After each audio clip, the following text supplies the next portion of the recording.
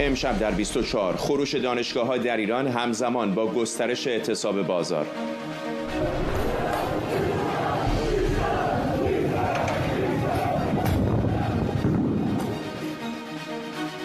اعتراضات در روز و شب سوم به شهرهای بیشتری کشیده شده. ساعتی پیش ماموران امنیتی در تهران و کرمانشاه به تظاهر کننده ها حمله کردند.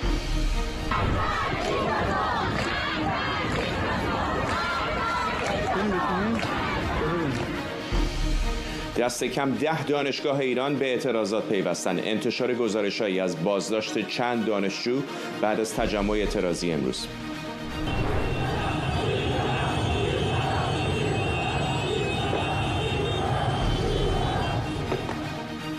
و بحران مشروعیت جمهوری اسلامی در نگاه رسانه‌ها و مقام‌های جهان. افزایش حمایت‌ها از اعتراضات ایران در واشنگتن.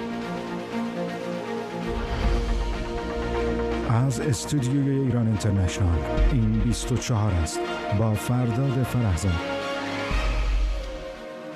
بینندگان ایران اینترنشنال در ایران و سراسر جهان سلام و وقت بخیر. برای سومین روز پیاپی ایران شاهد موج اعتراضی در دانشگاه‌ها، گسترش اعتصاب بازاریان و همینطور ادامه تجمع‌های اعتراضی بوده. بنا به گزارش‌ها امروز هم شمار بیشتری از کسبه و بازاریان در تهران و شهرهای دیگه دست از کار کشیدند. تصاویر دریافتی از تهران، شیراز، کرج، مشهد و کرمانشاه هم نشون میده معترضان با شعارهای ضد حکومتی و شعارهایی در حمایت از شاهزاده رضا پهلوی حضوری گسترده داشتند. تجمعاتی که با برخورد و درگیری نیروهای امنیتی با معترضان در نقاطی مثل کرمانشاه و خیابان جمهوری در تهران همراه بود و در تاریکی شب هم در نقاط مختلفی از جمله عراق، کرمانشاه و ممسنی ادامه یافته.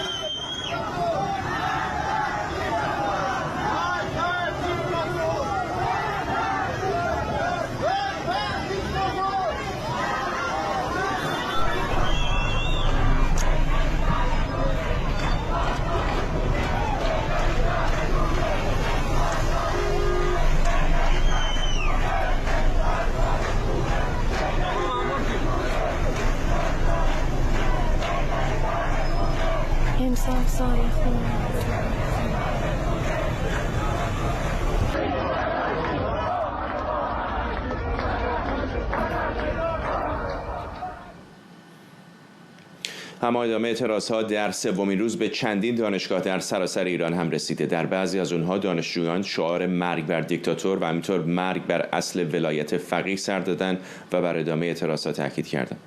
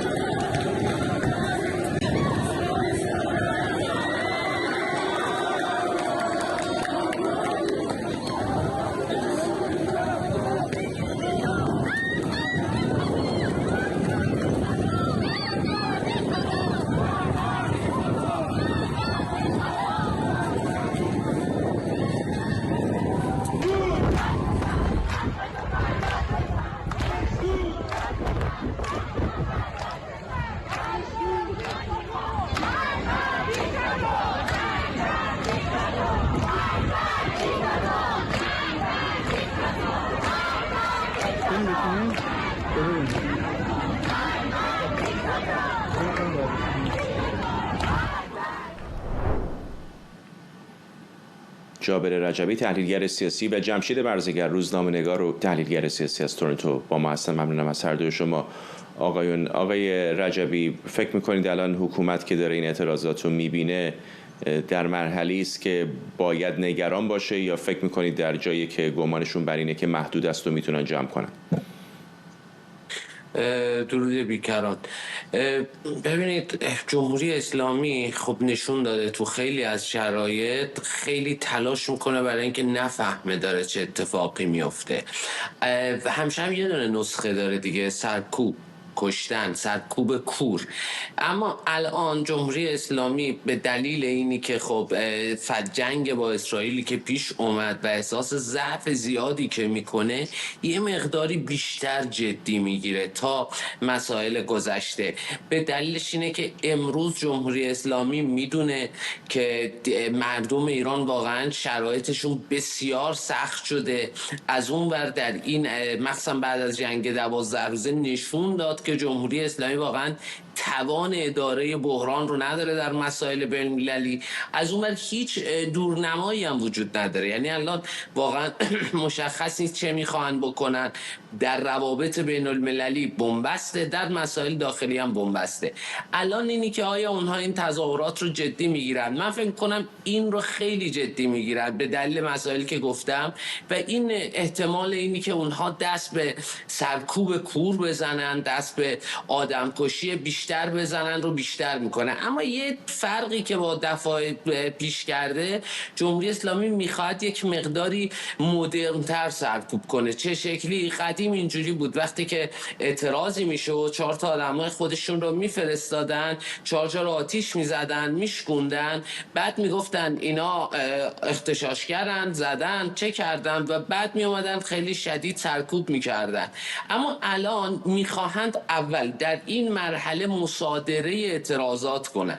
یعنی الان ما میبینیم تلاش میکنه صدا و سیما، بعضی از صداهای داخل سیستم صدا تلاش میکنه که این رو خیلی اقتصادی فقط جلوه بده و بگه موضوع اینه. اما از این مرحله که عبور بکنه، مخصوصا ورود دانشجویان خیلی بسیار برای اونها موضوع خطرناکیه نسبت به برای خود جمهوری اسلامی. من فکر میکنم دوباره برمیگرده به همون نسخه‌ای که همیشه میپیچیده و سرکوب کوره. آقای برزگر، الان به هر سمتی به گمانم این اعتراض‌ها میتونه بره، میتونه تبدیل به یک چیز بسیار بزرگتر بشه، کما که میبینیم در سومین روز حالا به دانشگاه کشیده، به شهرهای مختلف ایران رسیده. میتونم با سرکوب یا کلافه شدن معترضان کمرنگ بشه. چه چیزی به نظرتون سران معترضین، جریان‌های سیاسی، جنبش‌ها در ایران باید و میتونن الان انجام بدن که این رو به یک نتیجه ملموس‌تری برسونن؟ بله، با سلام به شما و مردم شوشای ایران. ببینید، به نکته کاملا درست اشاره کردید، ولی شاید برای اینکه بشه به سوال شما جواب داد لازم هست که به در واقع چند بحث مقدماتی هم اشاره کرد. نکته اول این هست که ببینید آقای فرزاد، طبق آماری که وجود داره در همین سال میلادی که ما در آخرین روزهای اون به سر میبریم، چیزی حدود بیش از 2000 تجمع و اعتراض و اعتصاب صنفی، معیشتی، سیاسی در نقاط مختلف ایران برگزار شده. یعنی به طور میانگین اگر بخوایم محاسبه بکنیم، به طور میانگین هر روز بیش از حدود 6 تجمع اعتراضی و یا اعتصابی در نقاط مختلف ایران برگزار می شده در طول یک سال گذشته. بنابراین این اصلی است کاملا پذیرفتنی که یک واقعیتی است که حتی اگر این اعتراضات و اعتصابات سراسری این 3 روز اخیر هم شروع نمی‌شد، ما همچنان شاهد اعتراضات گسترده اما پراکنده و مداوم در نقاط مختلف کشور بودیم. امروز اما وضعیتی به وجود اومده که در واقع با به هم پیوستن اون حلقه هایی که در اعتراضات قبلی مفقود بودند، یعنی همزمان با هم دست به اعتراض می‌زدند، از جمله بازار و دانشگاه، این فرایند احتمال اینکه در واقع گسترش پیدا بکنه فراوان هست. احتمال اینکه اون 6 تجمع روزانه‌ای که در نقاط مختلف برگزار میشد بپیوندن، مثلا بازنشستگان، کارگران، پرستاران، دانشجویان، کامیونداران، بازاریان، همه اینها میبینیم که زمینه بیش از هر زمان دیگری مساعد هست که این اتفاق بیفته. نکته دوم این هست که وقتی ما نگاه میکنیم به این تظاهرات فراگیری که در نقاط مختلف کشور از تهران تا نورآباد ممسمی داره در واقع رخ میده، یک واقعیت بر ما آشکار میشه و اون این هستش که نقطه شروع اعتراضات هر بار جلوتر اومده. به چه معنا؟ به این معنا که اگر مثلا اعتراضات در سال 1401 به اون شکل خونین سرکوب شد، اعتراضات بعدی از نقطه قبل شروع نمیشه. یعنی از جایی که مثلا قرار بود اعتراضات 1401 یا اعتراضات آبان 98 یا دی ماه 96 آغاز بشه، به شکل تصاعدی هر یک از این اعتراضات نقطه شروع اعتراضات قبلی خودشون رو فرسنگ ها جلوتر بردن. به همین دلیل هست که میبینیم با اعتراضاتی که جرقه اون رو افزایش ناگهانی یا جهش ناگهانی قیمت ارز و شتاب گرفتن سقوط آزاد اقتصاد کشور رقم میزنه، در عرض چند ساعت ماهیت این اعتراضات به طور خودکار و طبیعی در اون سیستم تغییر پیدا میکنه. دیگه معطوف و محدود به مسائل و مطالبات اقتصادی یا معیشتی نیست، بلکه اصل کلیت جمهوری اسلامی رو هدف قرار میده و گویی ما در اوج همون اعتراضاتی هستیم که در سالهای قبل شاهدش بودیم. یعنی شعارهایی که امروز داره سردادی میشه، چه بسا نه تنها در اون اوج همون شعارهایی است که در جریان انقلاب زن زندگی آزادی ما شاهدش بودیم، بلکه حتی به مراتب از اون هم در همون آغاز کار خودش رادیکالتر شده. بنابراین آنچه که مسلم هست، حالا فارغ از این که این اعتراضات چون دلایل متعددی در کار هست، فارغ از این که این اعتراضات به کجا بیانجامه، این روند قابل تشخیص هست و به نظر من این روند ادامه پیدا خواهد کرد. یعنی حتی اگر فرض بکنیم به هر دلیلی این اعتراضات در روزهای آینده کمرنگتر بشه یا فروکش کنه، تردیدی نباید داشته باشیم که با فاصله کوتاهی با همین گستردگی و چه بسا بیشتر و با همین رادیکال بودن و چه بسا بیشتر مجددا این شعله ها سر بر بیارن. بنابراین آنچه که البته مهم هست این هست که خب این اتفاق به تأخیر نیفته، به تعویق نیفته، برای اینکه رنج و ستمی که به شهروندان ایرانی داره تأمین میشه فراتر از اون حدی است که بشه تصور کرد. یکی از دلایلی که در واقع این چشم انداز رو کامل برای مردم ایران روشن کرد همون لایحه بودجه‌ای بود که الان پس گرفته شده. مردم در لایحه بودجه به روشنی دیدن که قرار هست وضعیتشون در سال آینده به مراتب از وضعیتشون در سال جاری بدتر باشه، به دلیل اینکه جمهوری اسلامی به طور مستقیم داره، چون دسترسیش به منابع ارزی صادرات نفت به خاطر تحریم‌ها کم شده، مستقیم‌تر از هر زمان دیگری دستش رو به جیب و سفره مردم دراز میکنه و با در واقع به اسم مالیات میخواد مردم رو فقیرتر بکنه. هزینه‌های کارهای خودش رو برای مثلا توسعه برنامه موشکی یا تغذیه نیروهای نیابتی خودش به طور مستقیم از جیب و سفره مردم تامین میکنه. این چیزی بود که در واقع دیگه چشماندازی رو برای مردم باقی نمیگذاشت. یعنی متوجه شدند که هر روزی که بگذره بدتر از امروزشون خواهد بود. آینده مردم ایران در جمهوری اسلامی از امروزشون تاریکتر و بدتر خواهد بود. مجموعه این شرایط به نظر من باعث شده که حتی اختلافات سیاسی بین گرایش‌های مختلف سیاسی هم امروز کم رنگتر بشه. در واقع هدف اصلی براندازی جمهوری اسلامی و عبور از این حکومتی باشه که ظاهراً جز با نابودی ایران و ایرانیان به هیچ چیز دیگری رضایت نمیده. آقایان لطفاً با ما بمونید. میخوام بخش دیگری از این تصاویر اعتراضات امروز رو نشون بدم. در ویدیوی اول بعد از اینکه ماموران امنیتی در خیابان‌های تهران به صورت مستقیم به سمت مردم شلیک میکنن، معترضان اونها رو وادار به عقب نشینی میکنن. یه تصویر دیگه هم از خیابان ملت تهران داریم که نشون میده اونجا همین ماموران به طرف معترضان تیراندازی میکنن.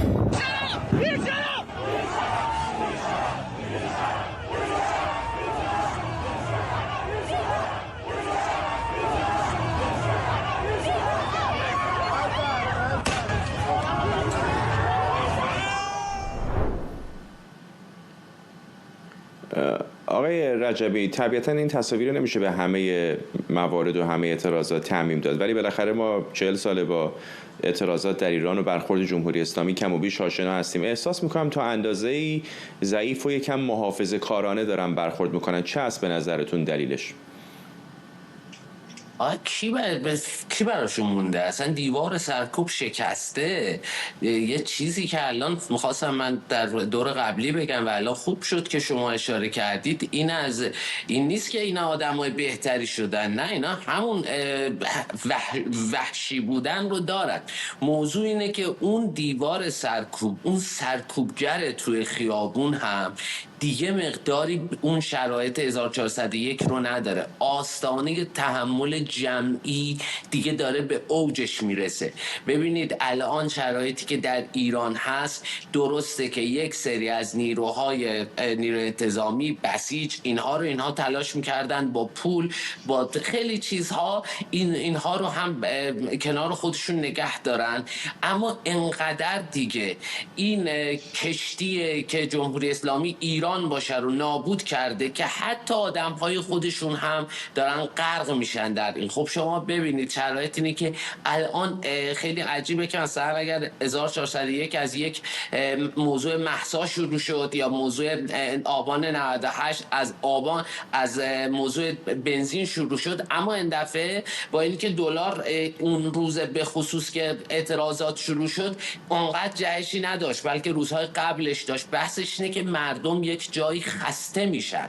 وقتی که خسته میشن، این خستگی جمعی و از اون ور نبود هیچ روشنایی در مقابل، اونجاست که باعث میشه که حتی اون نیروهای سرکوبگر، اون هسته سخت قدرت هم ما ببینیم که ترک برداشته. برای همین اینی که شما میبینید این اون دلیلی نیست که جمهوری اسلامی الان میخواد مماشات کنه، میخواهد این تصویر رو ارائه بده، اما اونقدر چیزی تو دستش نداره که بخواد این موضوع رو انجام بده. شما درست گفتید، احتمال داره این اعتراضات به هر سمتی بره، اما اونم فکرشو میکنه که این اعتراضات احتمال داره به یک سمتی بره که تاریخ بگوید که همه چیز مثلا از بازار موبایل شروع شد، یا همه چیز از دلار شروع شد، یا همه چیز از اینجا شروع شد. برای همین تلاش میکنه که اینها رو خیلی زود کنترل بکنه.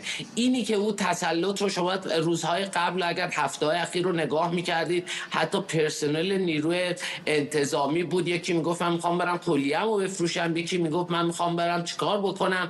اینها داره نشون میده که علی خامنه‌ای دیگه داره میمونه خودش و اون حوزش. یه گروهی موندن. خوب اون ورش هم شما ببینید خیلی افراد مهم درجه یکی که دور و بر علی خامنه‌ای بودن تو این روزها، اونها افراد نیستن. خیلی ها باید بیان برن بیرون رو نگاه بکنن. جنبندی اینه که اگر مردم الانی که خب کنار همن، اولا موضوع و خیلی کوتاه بگم، سیاسیون، گروه های سیاسی به نظرم اینه که واقعا پیشرو مردم باشن و اینه که بین مردم جدایی نیفته، من تو هم تو اینها به نظرم مردم به یک سمتی رفتن. وقتی شما میبینید یک بازاری مغازه خودش رو میبنده، مغازه‌ای که باید اجاره بده، چقدر فشار روشه میبنده، یا کسان دیگه، اینها جای رسیدن که یا مرگ یا زندگیه. فکر میکنم اگر واقعا همه پشت سر مردم حرکت بکنن، مردم به این سمت میرن و اونها رو به عقب میبرن. آقای برزگر درست گفت، داستان از جای اول شروع نمیشه، از جایی که اون دفعه تمام شد 1401 داره شروع میشه و این شروع شدن به نظر من چیزی نیست. علی خامنه‌ای هم ابزار زیادی رو نداره برای اینکه بخواد بکنه. یه کوتاهش هم بگم، امروز اون چماق بالا سر علی خامنه‌ای خیلی قوی‌تره و اگه امروز دست به کشتار کور زیاد بزنه، احتمال داره که ترامپ خیلی برخورد قوی‌تری بکنه، اسرائیل بخواد بیاید این رو بهانه‌ای بکنه برای اینی که بخواد بگوید که حقوق بشر، سازمان ملل، و به نظرم همه اینها چیزهایی رو قرار میده، آپشنایی رو در دست مردم ایران قرار میده که اگر این دفعه بخواهند واقعا یک دست عمل بکنن، خیلی کار زیادی رو اون سمت مقابل نمیتونه انجام بده.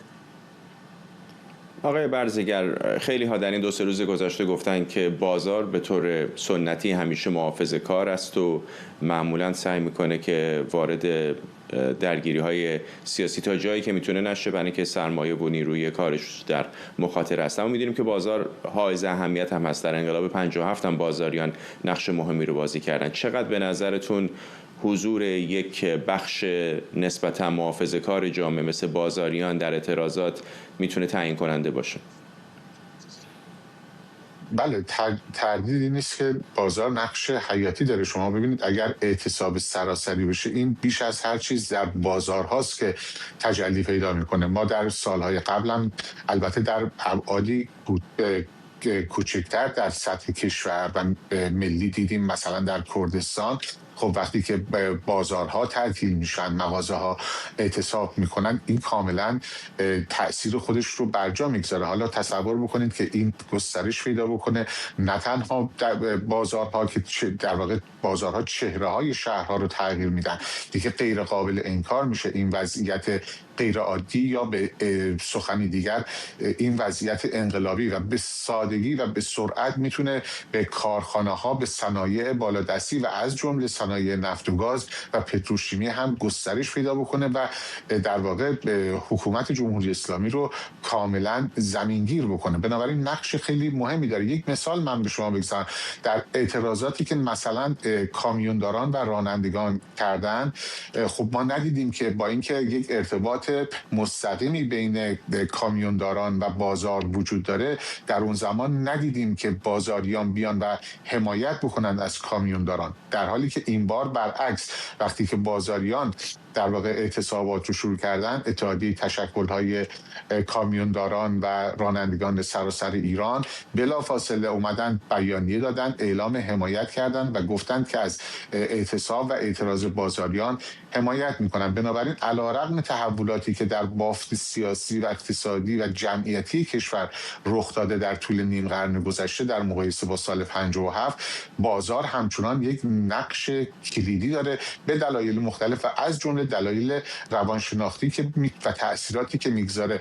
ما در طول این سالها مکرر شاهد بودیم که دانشگاه‌ها عرصه اعتراض بوده، اما بازارها نپیوستند، در صورتی که الان که بازار دست به اعتراض و اعتصاب زده، می‌بینیم بلافاصله دانشجویان میان و حمایت می‌کنند. این خب نشون میده که وزنه سنگینی است و میتونه معادلات رو در واقع ذهن جمعی در بین شهروندان ایرانی به طور کامل تغییر بده. از جمله نکته مهمی هم که اگه اجازه بدید فقط بهش اشاره بکنم، راهکاری که الان جمهوری اسلامی در پیش گرفته که با تعطیلی اجباری سعی بکنه که در واقع جلوگیری بکنه از تجمع شهروندان، تجمعات اعتراضی و یا اعتصابات رو بخواد بی‌معنا بکنه، اتفاقا در این شرایط میتواند حکم نفت بر روی آتش اعتراضات و اعتصابات رو داشته باشه. یعنی اگر فردا که تعطیل میشه و بعد هم که پنجشنبه جمعه در واقع این اعتصابی که بدون هزینه خواهد بود برای بسیاری از شهروندان، چون خود حکومت هست که اومده اعلام تعطیل کرده، اگر از این فرصت بازاریان و گروه‌های مختلف استفاده بکنن با هزینه به مراتب کمتری از نظر برخوردهای امنیتی، میتونن در واقع اعتصابات رو فراگیر بکنن و عملاً به سمتی برن که حکومت زمینگیر بشه و نتونه در واقع مجدداً شرایط رو به روال عادی خودش برگردونه. بنابراین من فکر میکنم در شرایط فعلی با توجه به اینکه نیروی سرکوبگر، یعنی نیروهای مسلح جمهوری اسلامی و نیروهای امنیتی که همین چند ماه پیش شکستی فوق‌العاده خفتبار و ذلتبار رو در مقابل اسرائیل و آمریکا تجربه کردن و الان از نظر روحی در شرایط بسیار پایینی هستند و فراموش نکنیم سلسله فرماندهی در جمهوری اسلامی از بین رفته و عملا چیزی از حکومت در زندگی روزمره و در جامعه جز همون بخش سرکوبش باقی نمونده. یک موقعیت استثنایی به وجود اومده که بتونن در واقع با سرعتی شاید غیر قابل پیش بینی و حیرت انگیز از این مرحله مردم ایران عبور بکنن و خیلی زودتر از اون که تصور میره جمهوری اسلامی از هم بپاشه. ممنونم از هر دوی شما. جمشید برزگر، روزنامه‌نگار تحلیلگر سیاسی از تورنتو، و جابر رجبی، تحلیلگر سیاسی. امروز تصاویر ارسالی به ایران اینترنشنال نشون میده شمار بیشتری از بازاریان در بازارهای تهران اعتصاب کردن. این اعتراضات در نقاط دیگری از شهر تهران و همینطور شهرهای دیگه هم گزارش شده.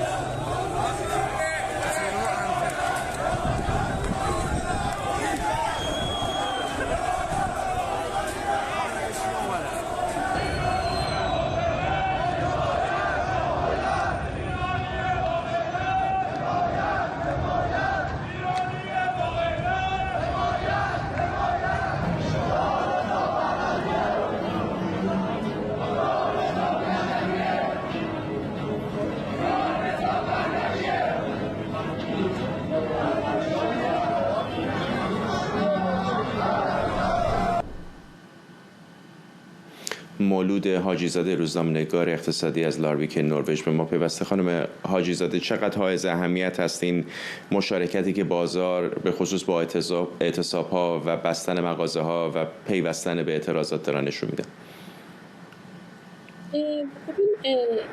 حضور پررنگ بازاریان و تداوم اون و گسترده شدن دامنش در شهرهای مختلف از این جهت حائز اهمیت هست که خب در واقع شکل خیلی به نوعی رادیکالی به خودش گرفت. فکر می‌کنم این دفعه بخوایم قیاس بکنیم با تمام اعتصابات و اعتراضات یا حتی اون چیزی که در سالهای گذشته از طرف بازاریان و کسبه می‌دیدیم، وجه حائل به تفاوت‌های پررنگی داره. ما سال فکر می‌کنم 1403 بود، سال 99، سال 97 ما بعضاً شاهد این بودیم که در برهه‌های با همین رویکردهای انتقاد و اعتراض به گرانی و مثلا صوت ارز اعتراض‌هایی در بین کسبه و بازاریان داشتیم که خب مدت کوتاهی طول می‌کشید، خیلی مستقیم پراکنده نمی‌شد، بعضاً در بعضی از شهرها گسترش پیدا می‌کرد اما الزاماً پیوند نمی‌خورد با بدن جامعه. من فکر می‌کنم این اولین بار هست که به طور فراگیر اعتصاب کسبه و بازاریان، در واقع اعتصابی که هسته اولیه و اصلی اون از بازار شروع شد، خیلی سریعتر از اون چیزی که تصور میشد، یعنی از همون شب اول یا حتی روز دوم که گسترده شد و دامنش گره خورد به بخش‌های دیگه، یعنی در شهرهای دیگه گره خورد به عامه مردمی که به خیابون اومدن و همینطور و بعد دانشگاه هم گره خورد. این فکر میکنم اولین بار هست که یک اعتراضی از بدنه بازار و کسبه شکل گرفته و اینطور گره میخوره و این میتونه و اون چیزی هم که ما داریم میبینیم فکر میکنم پیش بینی پذیر میکنه این مؤلفه گسترش اون رو به دلیل خب حمایت‌هایی که داره از طرف بخش‌های مختلف میشه، از تلاشی که حکومت و دولت داره از طریق گروه‌های اصناف میکنه برای مذاکره، اما می‌بینیم که دامنه اعتراضات خود بازاریان داره گسترده‌تر میشه و خب به هر حال ما تبعات اون رو داریم می‌بینیم دیگه. حکومت یک روز صبر کرد و بعد با همون ابزار سرکوب وارد شد. خود حکومت هم پیش بینی میکنه این دامنه گسترده تر بشه. این بحث تعطیلی های گسترده‌ای که حدود 25 استان رو تعطیل اعلام کردن و بیانیه‌هایی که عرض کردم خدمتتون داره ادامه پیدا میکنه، اینها نشون میده که این اعتراض فراتر از اون چیزیه که تصور میکرد حتی حکومت و مهمتر از اون و مهمتر از همه اینها این که شکل شعارها ماهیت هر اعتراض رو نشون میدن.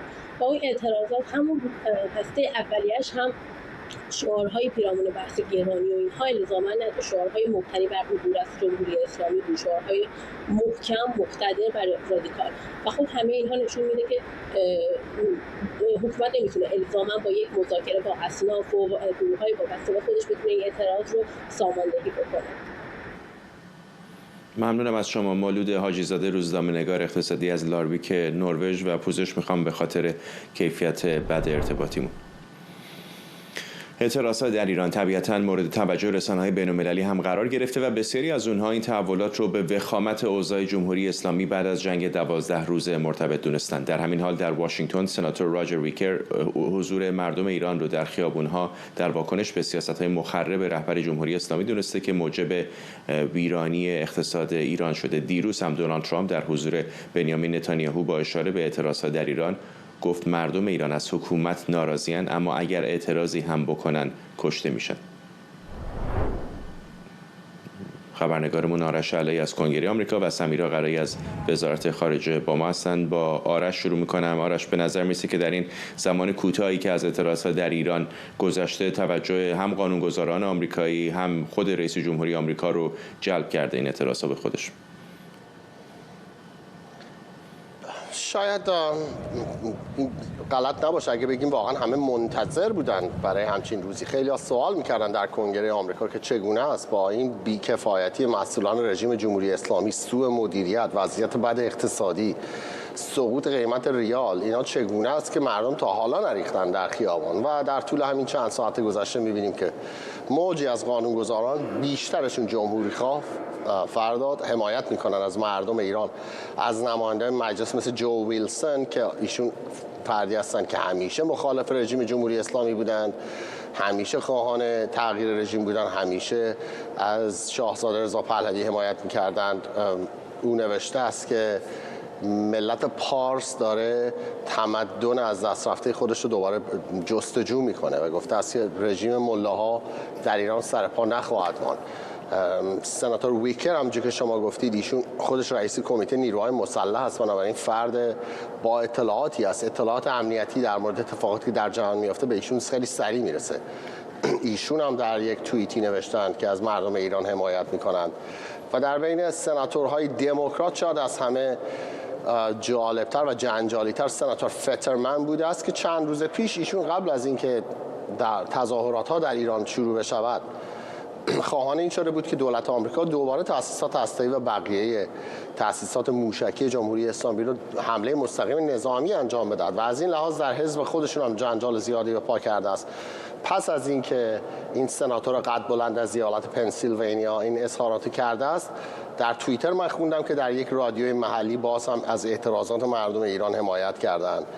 و بعد هم مقامات سابق دولت ترامپ یکی یکی، معاون سابق رئیس جمهوری مایک پنس توییتی زده است و گفته است مردم ایران حق اینو دارن که بخوان اعتراض بکنن و اینکه هیچ حکومتی که با زور و سرنیزه مانده باشد در واقع نمیتواند بر مردم حکومت کند. و آقای مایک پامپو وزیر خارجه سابق و رئیس سابق CIA و جزء افرادی که آقای ترامپ در دور اول خودش خیلی بهش تکیه داشت در مورد سیاست خارجیش، به خصوص در مورد ایران. آقای پومپئو هم یک توییتی زده است، با فاکس نیوز یک مصاحبه مفصل داشته است در این زمینه و صحبت کرده است و گفته است که ایشون هم انتظار داشته به خاطر وضعیت بد اقتصادی مردم زودتر از اینها به پا خیزند و در ضمن گفته است که مردم ایران لیاقت خیلی بهتر از این رژیمی که بالای سرشون هست رو دارند و امیدوار است که آن چیزی که برای آینده ایران اتفاق می‌افتد آزادی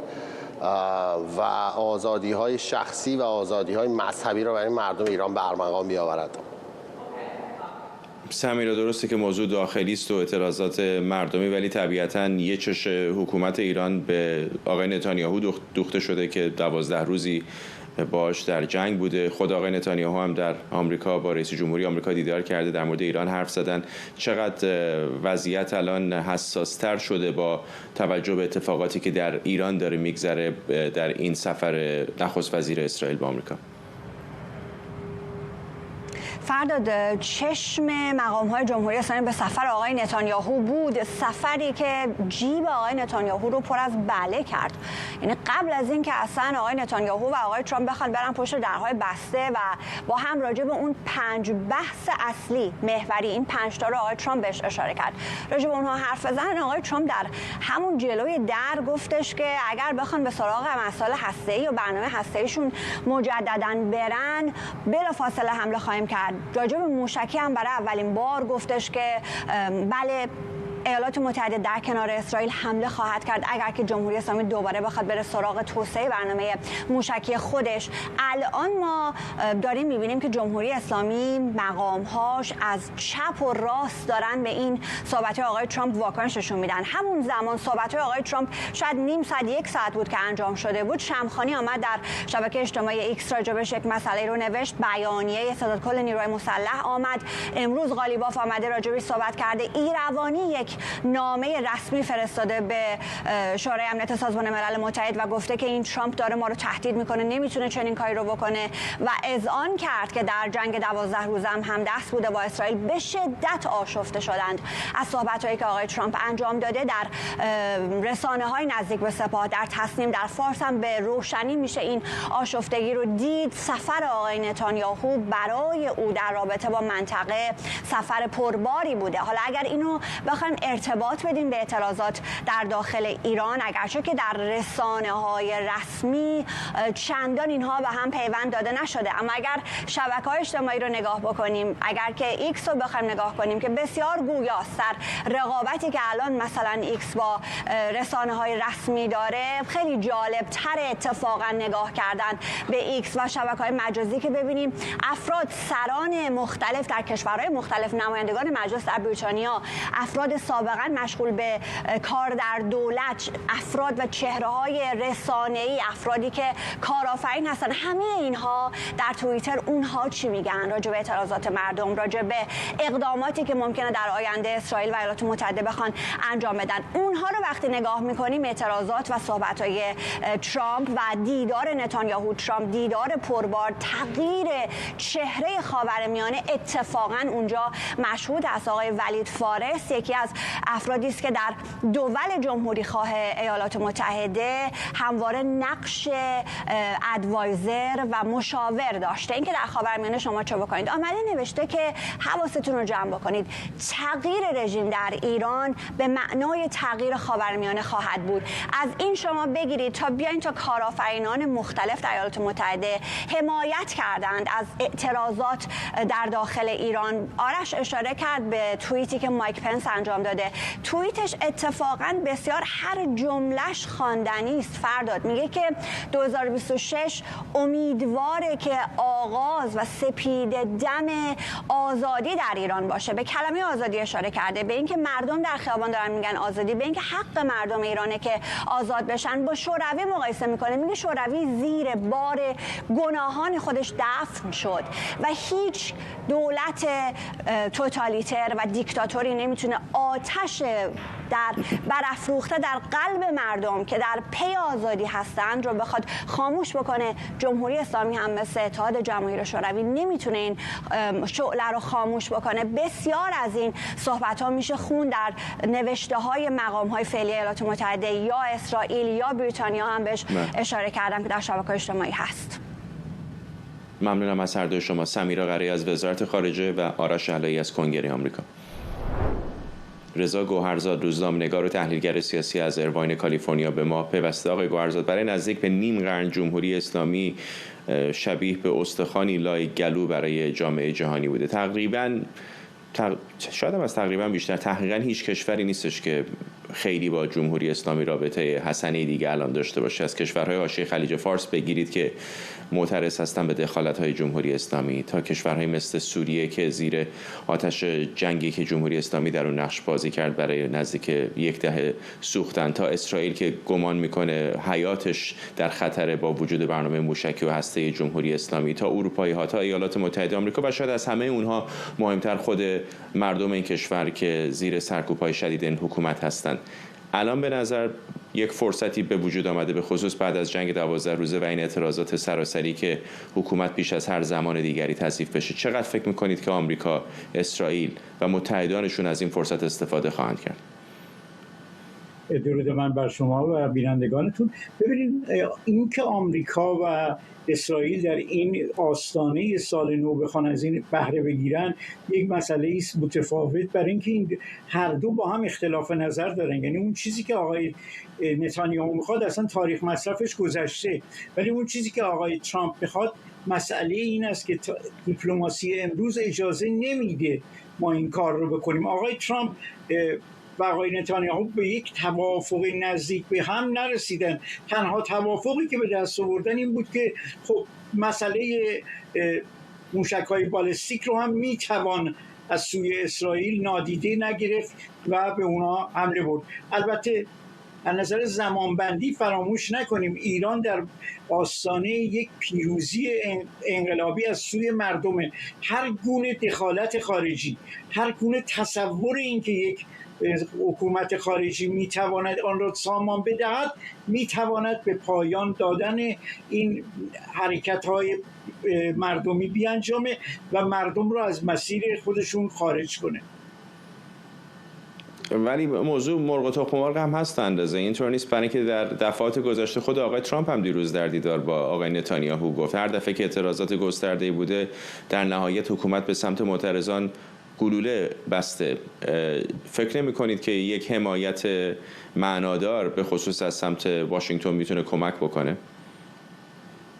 بله، حمایت معنادار واقعا معنا داره. یعنی همین معنا که شما میفرمایید خیلی مهمه، نه اینکه با یک دخالت نظامی. فراموش نکنیم که آمریکا عقربه تاثیر و تاثیرات خودش رو تغییر میده. میاد مادورو رو انتخاب میکنه و بعد ایران رو تحت تاثیر قرار میخواد بده. مردم به سوی یک حکومت دست نشانده در ایران نخواهند رفت و این رو باید همه بدانند. حکومت‌های دست نشانده میآیند و میروند و منافع کشورهایی رو تامین میکنن که اونها رو روی کار آوردن. همکنون اسرائیل علاقمنده که هژمونی در منطقه رو به دست بگیره و آقای ترامپ هم علاقمنده که بتونه حرف خودش رو زده باشه. مردم ایران با اعتراضهاشون میخوان حکومت جمهوری اسلامی رو ساقط کنن و در این مسئله ورود هر موضوع دیگری به صورت مسئله دیگه داستان رو از مرغ و تخم مرغ تغییر خواهد داد و این هستش که حکومت تا کی میخواد با سرکوب به راه خودش ادامه بده. حکومت نخواهد توانست با سرکوب‌های سراسری این کار رو ادامه بده. حتی اگر گفته باشن که خداوند دهه 60 برگشته، نه، این خداوند دهه 60 هم وقتی برمیگرده با اون قدرتی بر نمیگرده. یادمون باشه در انقلاب 57 ژنرال هویزر بود که رفت در ایران ژنرال ها رو راضی کرد که کوتاه بیاین. از دست راستی ترین ژنرال و دست میانه روترین اونها پذیرفتن که دیگه نمیشه از شاه پشتیبانی کرد. اینجاست که باید موازنه قدرت معنا پیدا کنه در ایران. ممنونم از شما رضا گوهرزاد، تحلیلگر سیاسی و روزنامه‌نگار از ایرواین کالیفرنیا با ما، و ممنونم از شما که بیننده بخش اول برنامه 24 امشب بودید. تا دقایق دیگر 11 شب به وقت تهران با بخش دوم همراه شما خواهم بود.